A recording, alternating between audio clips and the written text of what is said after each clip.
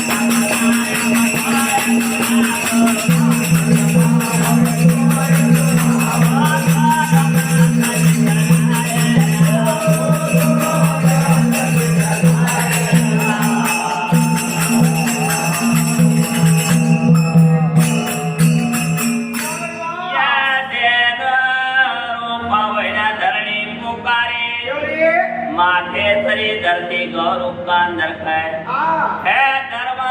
जिस समय सतयुग मौजूद था उस समय आप 4 चरण का अंदर मौजूद था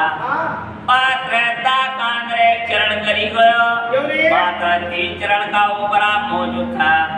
तो आप पूरी युग का अंदर भी पलड़ो बराबर भारी तो 2 पैर से आप मौजूद था लेकिन ये कली काला भी प्रारंभ हुआ है और आपको एक पैर और गड़े हो दादा मात्र कली काल का अंदर धर्म को एक ही चरण है और उस समय की घटना है दादा जब परीक्षित का राज तो आज तो दादा पहला क्षत्रिय लोग लगा का अंदर शासन को आज हरिजन सीट है दादा धर्म भी एक पैर का ऊपर भी खड़ो है नहीं इधर वो बड़े काल को चर्चा कर हाड़ी रही देनु कर रे रुदना ना कहे करा जीव बेटा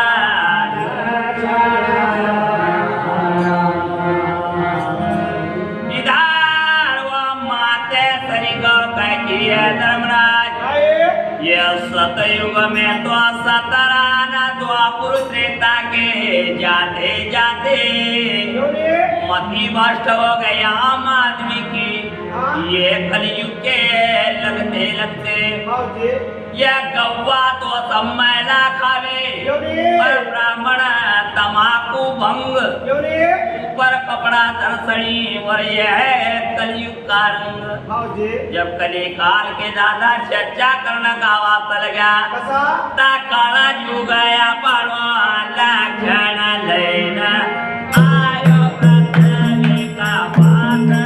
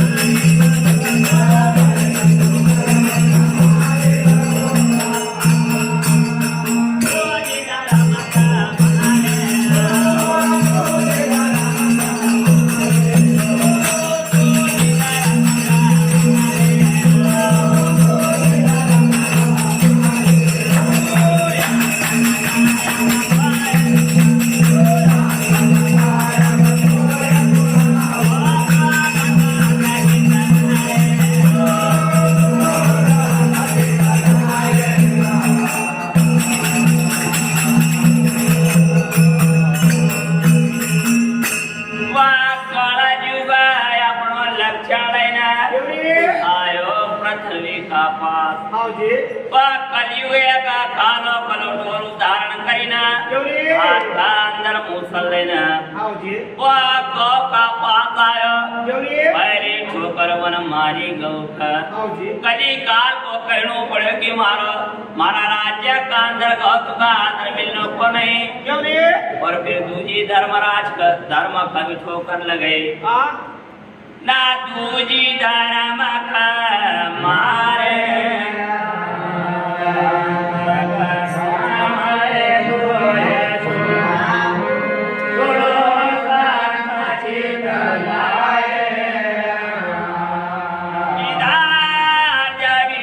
घटना जब राजा परीक्षित जी का समक्ष घटी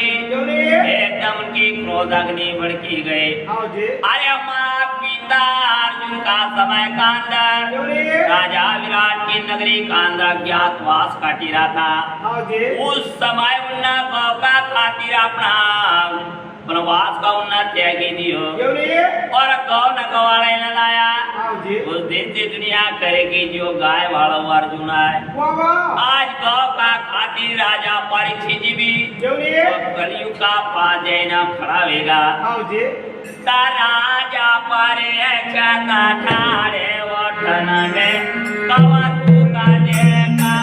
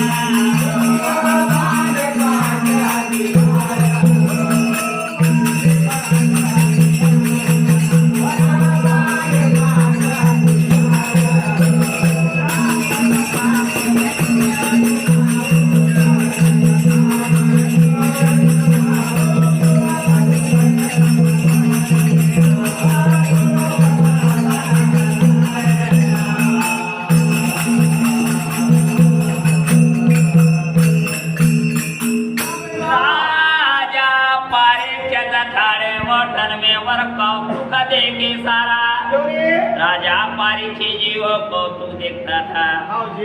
जब वह राजा परीक्षित जब चली न आया राजा परीक्षित कलयुग का कहे ओ भैया जो मारा राज्य का अंदर गौर विप्र का कष्ट दे ऐसो कभी होने वालों नहीं है राजा परीक्षित जी को जब चेहरा देखो तो दिल का अंदर बड़ा विचार में पड़ेगा कि इंद्रजीत राजा है दादा का सामना टिकने वालों नहीं है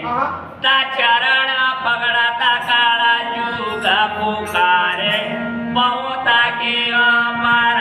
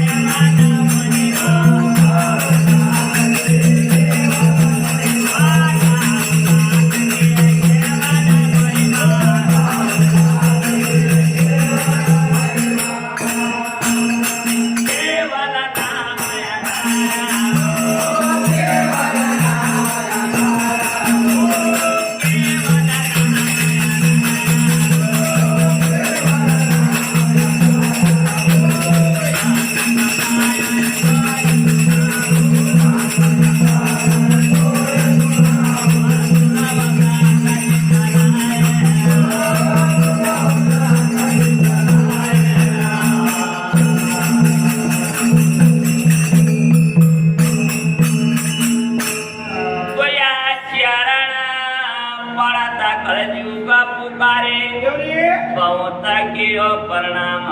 हाँ जी ऐसो एक पहलो राजा हुए जेका कलयुग महाराज ना प्रणाम करो बोलिए आज भी कलयुग को कहनो है कि जे की उत्पत्ति इंद्रिय और जी की जवान दादा हाँ साबुत है क्यों नहीं? तो कहिए कलयुग तो प्रणाम करेगा वाह। लेकिन कलयुग को कहनो है कि नहीं तो ऐसा राजा ने को तेल निकाले नहीं छोड़ दूंगा बोलिए चरण पकड़ा था कलयुग पुकारे वाह बहुत कियो प्रणाम बोलिए कली काल को कहनो पड़े कि हे राजन आए दादा ये क्षेत्र का अंदर तुम्हारो राज्य चलो हाँ जी और मारो नाम है कलयुग क्यों? महाराज जी पहला मारो बड़े भाई हो यहाँ सतयुग रही हो हाँ जी रहता रही हो द्वापुर रही हो हमारी मारी है बोलिए 4,32,000 साल की हमारी उम्र है बोलिए दादा मगा पैरेणु को मुकाम बताओ हाँ राजा परीक्षित जी कहे कि ऐसा लोग नगर रहने का हमारा यहाँ कोई जगह है नहीं बोलिए अगर तारा अंदर कोई गुण रहे तो दादा हाँ तो तुका बराबर रहने का जगह बताओ तो हाँ जी तो कली महाराज कहे कि हे राजन आए आप नमक गुण को पूछो है हाँ हमारा अंदर वो श्रेष्ठ है कौन सी तो दादा सतयुग का अंदर नहीं थी हाँ त्रेता का नहीं बोलिए कली द्वापुर का अंदर वो श्रेष्ठता नहीं थी हाँ वो कली का अंदर है बोलिए कि यह सतयुग में साचा बोलता न परम हंस को जा बोलिए सत्यवादी सतराता न सत्पर जीता था जान हाँ जी त्रेता में तब साधता वाह आसन संयम धार बोलिए पांचों इंद्रिय रोकतार जब मन जातो तो हार हाँ जी लद्वापुर करी रघुपति पद पूजा बोलिए नवतराय पावन तुझा बोलिए ये कलयुग केवल नाम आधारा वाह सुमर सुमर नर उतरई पारा बोलिए कलयुग महाराज को गणो पड़ेगी दादा आए जो सतयुग का अंदर विशेषता नहीं थी वो विशेषता हमारा अंदर है बोलिए यह कलयुग माई पुण्य प्रतापा वाह ब्रह्मानुष पुण्य लग नहीं पापा बोलिए हे दादा हमारा अंदर वो विशेषता है हाँ। आदमी मन से पाप कर वाह। का माफ कर दूंगा बोलिए मन से आदमी पुण्य करेगा दादाओं का लगा ही दूंगा बोलिए कलयुग माई यज्ञ योग यज्ञ नहीं ज्ञाना वाह वे कयादार राम गुणी गा बोलिए दादा कली काल का अंदर हाँ ये 51 का अंदर इतनी विशेषता नहीं है हाँ ये इतनी नाम का अंदर है बोलिए तो राजा परीक्षित जी को कहना पड़ेगा कसो अगर थारा अंदर इतनी विशेषता है वाह तो रहने की भी जगह बताऊंगा बोलिए पर लेकिन तारा अंदर गुण ज्यादा है हाँ तो इधर परीक्षित महाराज का बोलिए परीक्षित महाराज का कलयुग का रहने की कहाँ की जगह बताइए हाँ ये जुआ जो टमाटा पीवड़ा हारा बोलिए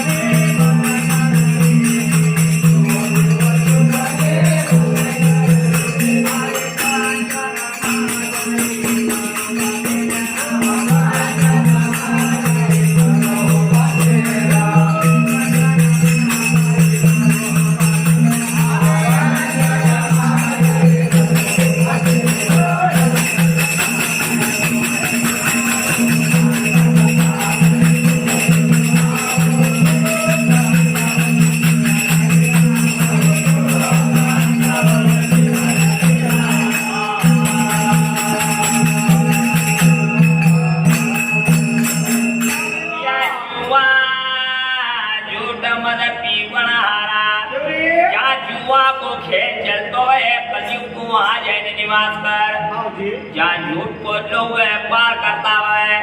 एक कलयुग तू वहाँ जाने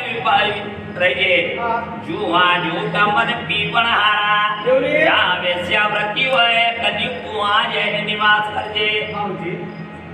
चोरी चुगली माफ कर देवा हमारा राज्य का तो चोरी और चुगली तुमको माफ रहेगा क्यों नहीं पर कहना का लगा कि दादा आपने अच्छी जगह नहीं बताई एक जगह तो मगा सुख बताई था क्यों नहीं लगा कि कंचन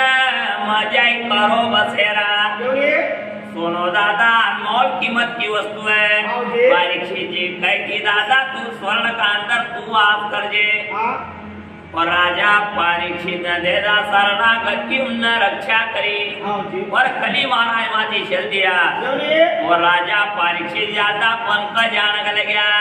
तो उनका मुकुट का अंदर सोनू जुड़े वो तो क्यों नहीं मस्तक का ऊपर बैठे हो हाँ जी ता घोड़ा चढ़े वो परीक्षित राजा वनमा गए वो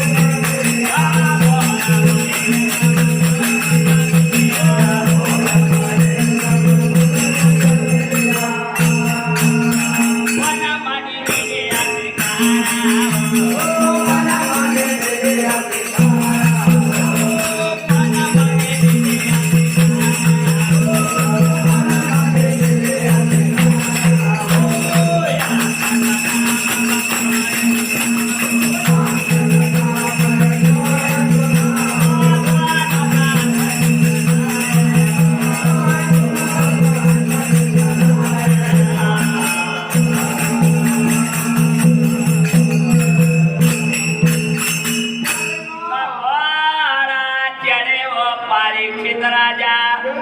अपना घर तो आया नहीं दादा पर बन का अंदर गए शिकार और वही जब कुछ नजर नहीं आयो दादा और पानी का मारे वो भोजन हुआ लो मगर ऋषि महाराज का कुटी का ऊपर चली गया लोमक ऋषि तो दादा ध्यान का अंदर मग्न था ये 10 कदम दूर से परीक्षित जी ने दंडवत करी बड़ी मधुरी वाणी जी कह की है ऋषिराज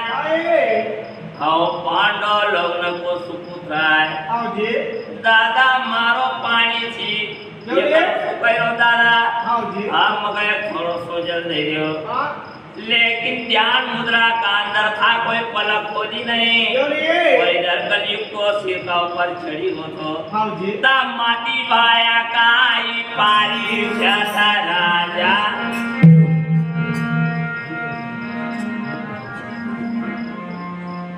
राजा परीक्षित जी ने दादा मृतक सर्प का धनुष उठायो और इसी राज का गला का अंदर डाल दियो और वहाँ जी परीक्षित महाराज तो चल दिया इधर दादा श्रृंगी ऋषि महाराज किस बात की सूचना लगी श्रृंगी ऋषि महाराज ने यमुना का साक्षी करीना राजा परीक्षित जी का श्राप दे दियो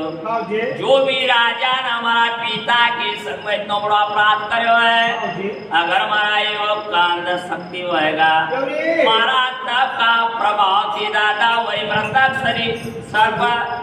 जीवित भी जाएगा वही राजा का दंश करेगा और वो राजवा अधोगति को प्राप्त होएगा जब श्रृंगी ऋषि महाराज जब अपनी पुत्री का अंदर आया लोमक ऋषि महाराज से कह की है पिताजी क्या दुष्ट नाम का गला का अंदर मृतक सर्प डाले को आज वो कहे श्रृंगी ने श्राप दे दियो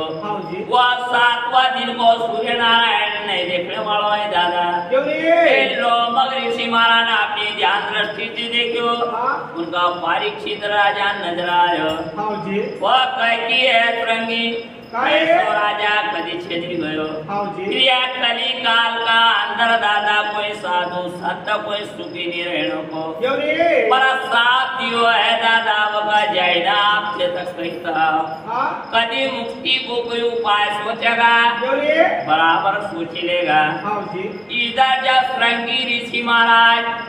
क्यों रे राजा परीक्षित महाराज का पास पहुंचा हाँ जी और कहने का वास्ता लगा श्रृंगी ऋषि महाराज कसा क्या धान्य धान्य व मुदरा नंदन विप्रासार मलिनो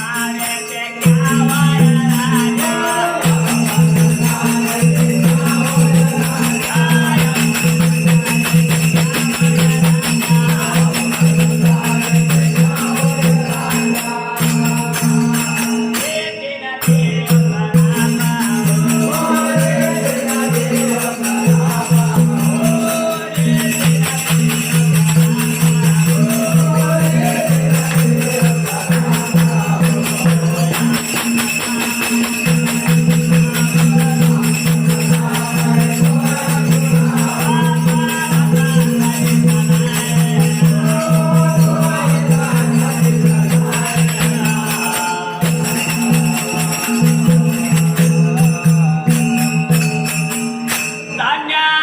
धन्य उतरा के नंदन क्यों रे वो विप्रा सर्प लेनो हाथ हाँ जी जो मृता का सर्प हमारा पिता का गला का अंदर डाले तो क्यों रे दादा मना आप लोग का श्राप दे दियो हाँ जी पर आप पछताए से क्या हुआ है राजा क्यों रे आप कोई पश्चाताप करोगा कोई हल मिल लो को नहीं हाँ कोई अच्छो गुरु कर लियो दादा और कोई मुक्ति को मार्ग ढूंढी निकाल जो क्यों रे तो अब पछताए से क्या हुआ है राजा हाँ यारे सेना देव सरापा